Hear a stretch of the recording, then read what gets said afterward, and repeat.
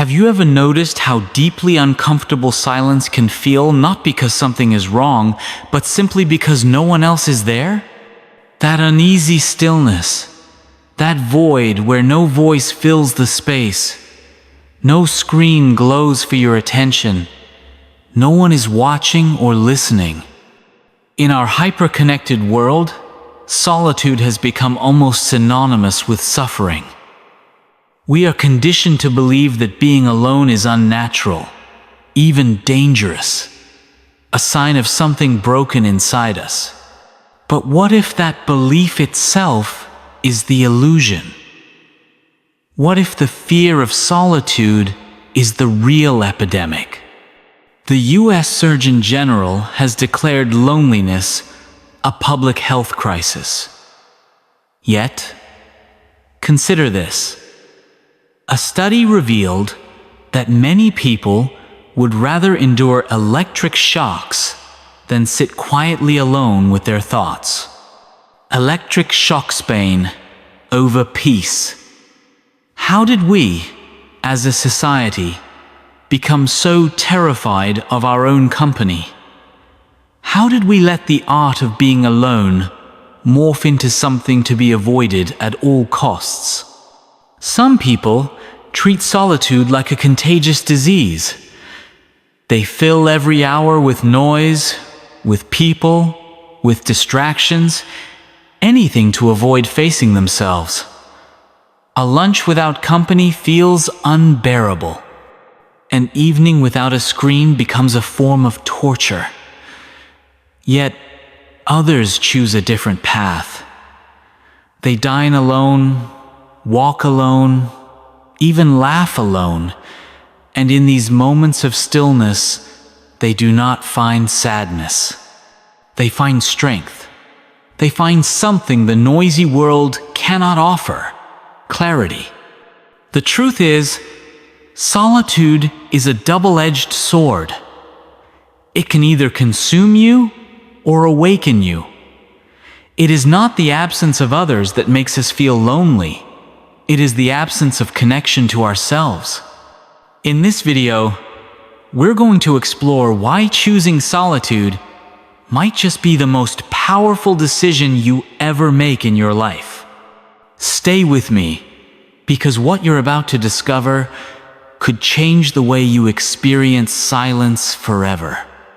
Let's begin with the first key idea: the choice of solitude. There is a vast difference between being alone and feeling lonelier. Difference many never take the time to understand. Loneliness is a reaction. It arises when you resist silence, when you interpret absence as lack. But solitude, true solitude, is a choice. It is a deliberate, courageous return to yourself. It is not about shutting out the world. It's about welcoming clarity back into your life. The Stoics understood this distinction profoundly. They did not reject society or shun the world entirely, but they never allowed their worth to be defined by it. Marcus Aurelius, an emperor who ruled an entire empire, still made time in the quiet hours before dawn to remind himself, nowhere can man find a more peaceful retreat than in his own soul. Solitude, when chosen with intention, becomes not a prison, but a sanctuary. It is not exile, it is renewal. Yet, we must ask ourselves honestly, what is solitude really? Is it a luxury, a burden, a tool, or perhaps a test?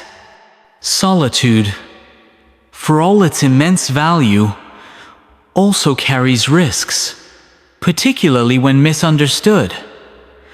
It's not about cutting yourself off from life or hiding from the world. It should never become a mask for weakness or an excuse for avoiding discomfort.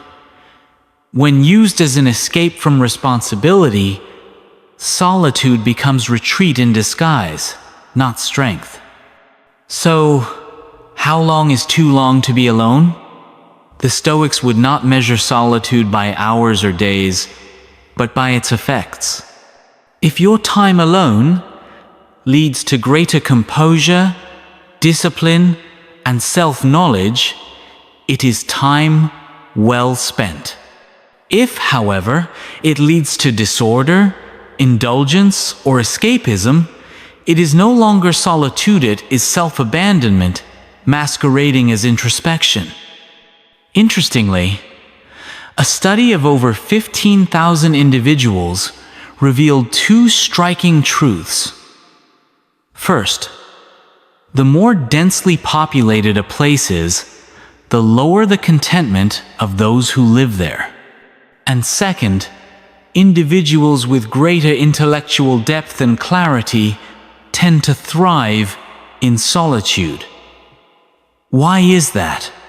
Because they have trained themselves to think independently, to filter out the noise, to govern their emotions without needing validation or feedback from others. This isn't a question of intelligence. It's a question of inner architecture. Before we move forward, I invite you to pause. Stop everything for just a moment. Ask yourself, do I truly know how to sit with myself without reaching for a distraction? Without feeling that creeping restlessness? And if not, why? What is it about silence that unsettles you? And more importantly, what might you discover if you dared to linger in that silence just a little longer? Solitude is not about avoiding people. It's about strengthening yourself. Once you learn to walk alongside yourself without fear, without neediness, you unlock a kind of freedom no crowd can offer. Let's continue this journey together into the discipline of being alone. Because it is there, in the quiet, that the strongest mind begins to take form. Let's move now to the importance of self-reflection. In the previous section, we explored how solitude isn't about isolating yourself from the world. It's about reconnecting with yourself, sharpening your inner clarity, and building the foundation for true strength. Now, let's venture deeper into what happens when you guard that inner space fiercely. When you treat solitude not as an escape, but as a forge, where your most focused, most disciplined self is created. In the quiet, you don't just remember your to-do list or your next goal. You remember your core values. You remember what truly matters, what you're building not just for today, but for the life you want to live. You remember who you are beneath the layers, beneath the social masks demanded by the world outside. That right there is what true productivity looks like. It's not simply producing more. It's producing what actually deserves your effort. So, pause for a moment and ask yourself, is your environment pulling you upward, toward excellence? Or is it quietly dragging you down into mediocrity? The Stoics would give you a stern answer. They'd tell you to guard your mind as you would your home. Would you let a stranger barge into your living room, track dirt through your space, disrupt your focus? Of course not. Yet, when it comes to the sanctuary of your mind, how often do you allow unworthy thoughts, distractions, or digital noise to stroll in uninvited? This habit must change if you are serious about reclaiming yourself. In solitude, you reclaim your space. You give yourself permission not just to work faster, but to work deeper. Not just to finish tasks, but to create from a place of fulfillment. If you ever hope to outsmart the distractions of the world, you must first learn to outsmart the distractions within, and nothing cuts through the noise more sharply than the sword of solitude. Embrace that stillness, not to hide from the world, but to rise above it. Because in a world addicted to attention, the one who guards their focus becomes untouchable. They become invincible. This brings us to a deeper power, hidden within stillness, the ability to solve problems in silence. Albert Einstein once said, "Solitude is painful when one is young, but delightful when one is more mature." And within that reflection lies a profound, Stoic truth. When we are immature in character, silence feels unbearable because it forces us to confront ourselves. But when your mind is trained and your spirit disciplined, solitude transforms from punishment into power.